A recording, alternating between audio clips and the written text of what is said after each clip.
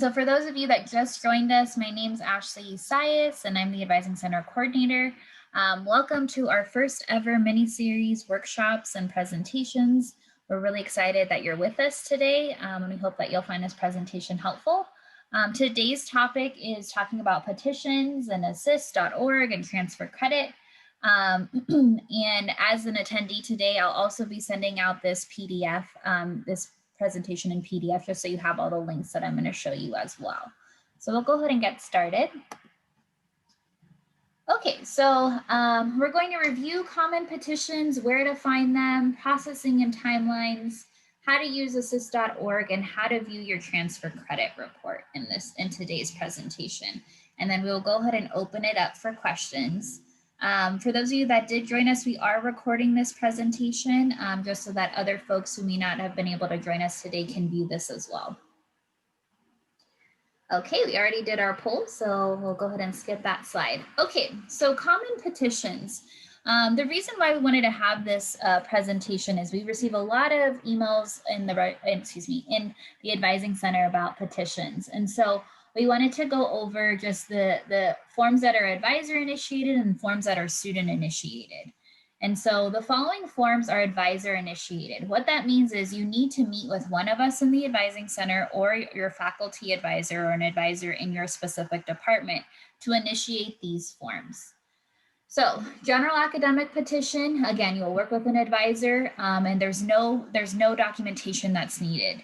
General academic petitions are usually the most common petitions that we use. Like, let's say, for example, you may take an elective that's not on your curriculum sheet. That's when we would use a general academic petition.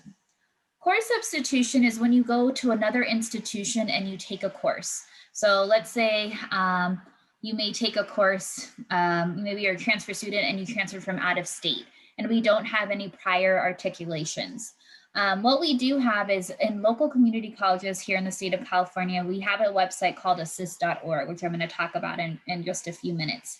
Assist.org means you can go to, like, let's say Mount SAC or Chaffey or Citrus, take a class and then have that transferred back to Cal Poly.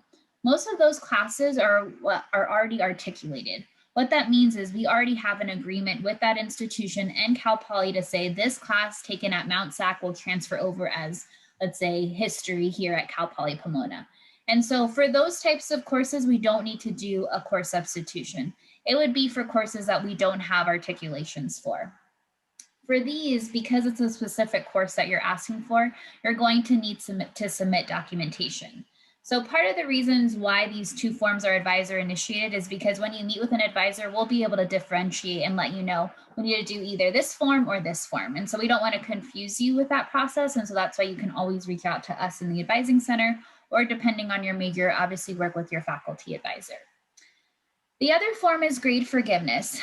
So the good thing is grade forgiveness is actually an automated process now. So let's say you do not pass a course or you earn a W, U, or an F in, let's say, a course, and then you retake the course in semesters, you will go ahead and automatically be given grade forgiveness. However, if you were, let's say, on the quarter curriculum, and so you were with us a few years ago and then you retook that course in semesters, some of those grade forgiveness may not necessarily be caught. And so if you do have a question about grade forgiveness or if grade forgiveness has been applied, one, you can always look at your course history page, but two, you can always send us an email and we can confirm that it's been submitted. But usually most all grade forgiveness are now done automatically, unless it's a special situation in which you took a class maybe in quarters, as I kind of mentioned before.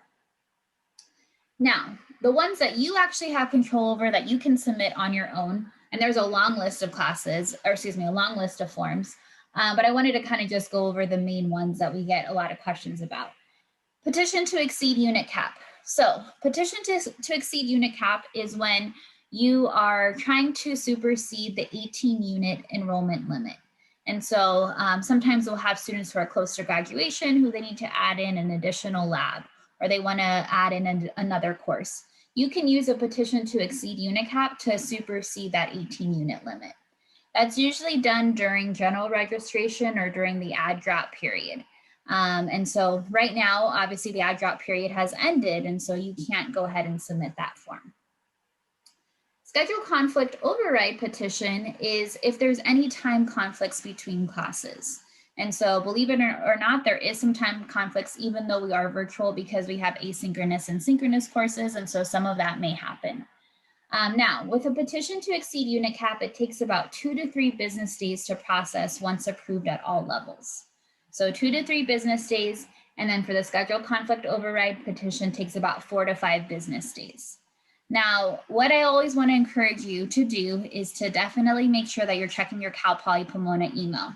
Because let's say one of those petitions that you submit, the class actually becomes full or waitlisted, you're actually going to need to provide a permission number. And the registrar's office will be emailing you to your Cal Poly Pomona email to go ahead and provide that permission number. So it's very important that you do that. And then the last form that I wanted to talk about is a withdrawal for serious and compelling reasons. Right now, all of you on this call have the opportunity to go into Bronco Direct and drop yourself from any course that you wish. And you have the opportunity to do that until February 19th. Beginning February 20th, you would need a petition to withdraw for serious and compelling reasons. What that means is you can no longer go onto Bronco Direct and drop yourself. You actually have to submit a form. With that form, you need to provide documentation, etc. Now, because of COVID, there's some, flexibility with that. And so we just wanted to kind of clarify that and share that with you all. Before you withdraw from classes, we always want to make sure that you are checking in with an advisor, checking in with financial aid to make sure that any future aid packages are not going to be impacted by you dropping courses. So it's always important to do that. If you want to withdraw from classes after a term has completed, there's a different form, and you can always work with one of us in the office if you have a question about that. Now, all of these are linked to where the registrar's office forms are located. I don't know if everyone can still see my screen, but most of the forms are here under registration and records forms, with the exception of a general academic petition and a course substitution, because like I said, those are advisor initiated. But schedule conflict overrides here, petition to exceed unit cap, those withdrawal forms that I was talking about, at least the withdrawal for serious and compelling reason form, is all right here on the registrar's office website. Okay, so processing and timelines of petitions. So this is very important. We receive a lot of questions about processing. So we may do all the work and process all the petitions, but for general academic petitions and course substitutions, they will not appear on your DPR or on your degree progress report until the time of graduation. So what that means, if you are a spring grad this semester, for example, your petitions are most likely not going to be processed until probably May sometime. And so we are just processing petitions from fall grads right now. Not our office in particular, but I'm saying the university, the registrar's office. And so it's kind of just being a little patient with the process. There's lots of petitions that need to be processed, and so they usually process them at the time of graduation. You do receive an email once the petition has been sent to the registrar's office, but you're not going to be able to see the changes reflected on your degree progress report right away. However, with the more time-sensitive petitions, like a petition to exceed unit cap or schedule conflict override, remember I gave those dates or those timeframes, 2 to 3 business days or 4 to 5 business days, because we understand that those are really important. Now, I kind of just put this again, you want to be sure that you're checking your Cal Poly Pomona email, because if they need to contact you for whatever reason about the form, they're going to email you. They're not going to call you, they're going to email you to your Cal Poly Pomona email. If you do not provide that permission number or that access to that course, they're not going to be able to process the petition. And then withdrawal petitions, once the form becomes available, once the process kind of initiates starting February 20th, they usually are processed within 2 weeks, give or take, just because, again, we know that those are time sensitive as well. Retroactive withdrawals are processed usually once a term. All right. Okay, so that was kind of our little tidbit on petitions. I'm not sure if there's any questions in the chat. Let me go ahead and look. Okay, no, I don't know if anyone had any questions about any of those petitions before I kind of transition to assist.org and transfer credit. You can go ahead and unmute yourself, or you can put your question in the chat. Sure, so I got a question. So I transferred, and they took one of my classes and they gave me the wrong, like it was Calculus 1 and they just gave me the wrong math class. So should you general academic petition then, just to say you gave me the wrong class?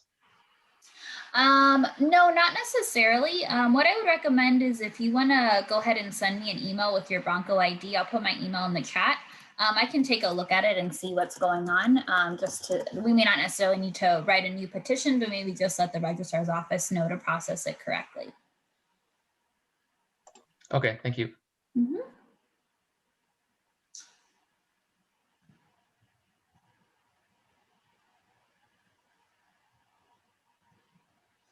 All right. Now, how can I use assist.org? So we get a lot of questions in the Advising Center about how a student, if let's say they want to go to Mount Sac or Chaffee and take a class or two over there during the summer. That is definitely possible. We use a website called assist.org. And this is the website here, and you can click any institution. So let's say Mount Sac, for example. And then if you want it to obviously transfer back to Cal Poly Pomona, then we would click Cal Poly Pomona, and we'd be able to see by major, by department, all different types of courses. Now, a few things. One, you, for the most part, can usually only take lower division classes, so 1,000 and 2,000 level. There are some exceptions to some upper division courses, but majority of the courses have to be usually lower division courses. We usually recommend lower division GEs, sometimes maybe some major classes as well. However, we do kind of caution students with that because the processing of transcripts does take some time. So let's say you need the class for a future enrollment, like it's a prerequisite. You can work with the department to try and get a permission number, but it may just kind of pose some roadblocks. And so I usually tell students to kind of just keep that in mind if they are planning on taking a course over the summer at the community college. So you can use assist.org again for articulation agreements. And what the process is you would just go to their website, so Mount Sac's website, and go ahead and apply. It's a pretty easy application. Once you apply, you'll be given a registration date. You'll then register for the course. And then once you're done with the course, you will have them electronically send your transcript from, let's say Mount Sac to Cal Poly. Usually there's a fee associated with that as well. And then once Cal Poly receives that transcript, the class will be added to your degree progress report. Again, that process does take some time. So it may take, 3 to 4 months for it to kind of go through the process of being sent from the community college back to our campus and then it showing up on your degree progress report. So we do kind of tell students, be a little bit patient with that process. If you have questions, you can always email our Advising Center email if you would like. But then also too, we want to make sure that you are taking the correct courses. So before after you check assist.org, if you want to send us an email just to make sure that those classes are correct, we would encourage you to do that just so that you're not taking the wrong courses. Okay, transfer credit. What I wanted to do is I linked a really cool video here that our student workers actually created for us. It's only about a minute long. I'm not going to go ahead and play it today. But essentially it kind of just shows you how to view your transfer credit.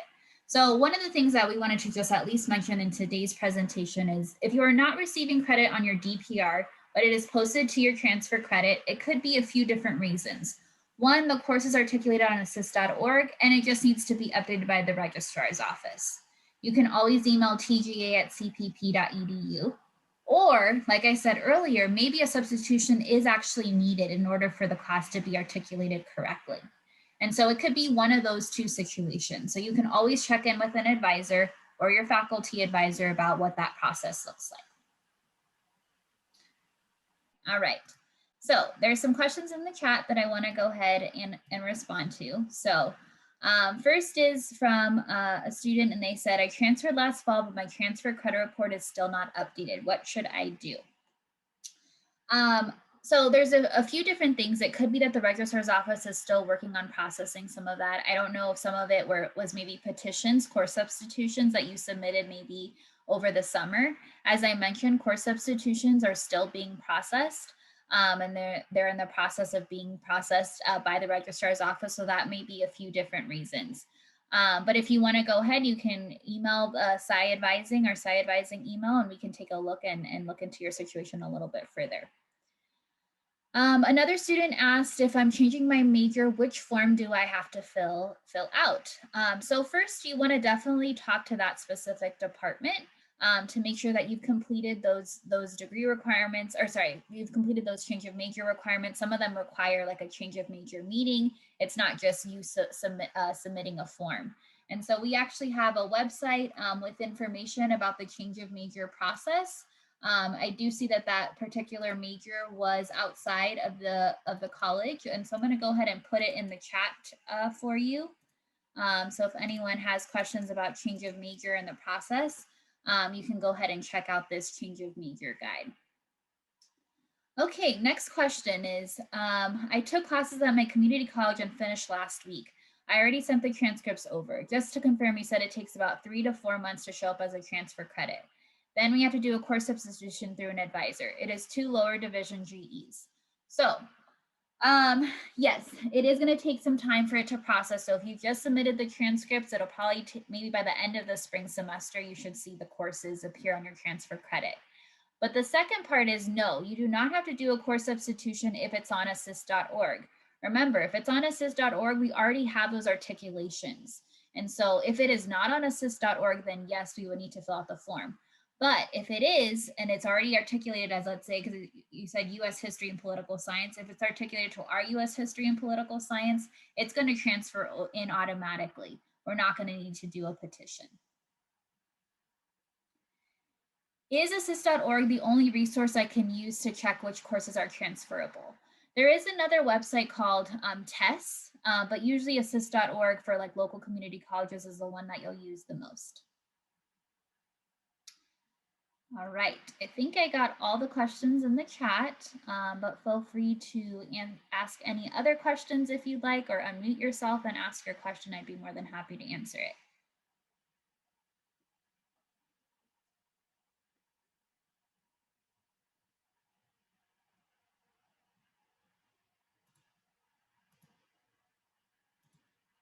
All right, well, I wanted to thank you all for joining us. I'll stay on if there are any other questions, but thank you so much for joining us. Please join us for our other upcoming sessions. We do have some other upcoming sessions, one talking about graduation, one talking about career preparation and registration. All that information is posted on our website here, and I'm putting the link in the chat. And we'd love for you to join us. Again, they're going to be quick sessions just talking about these specific topics that we have posted, and we'd love for you to join us.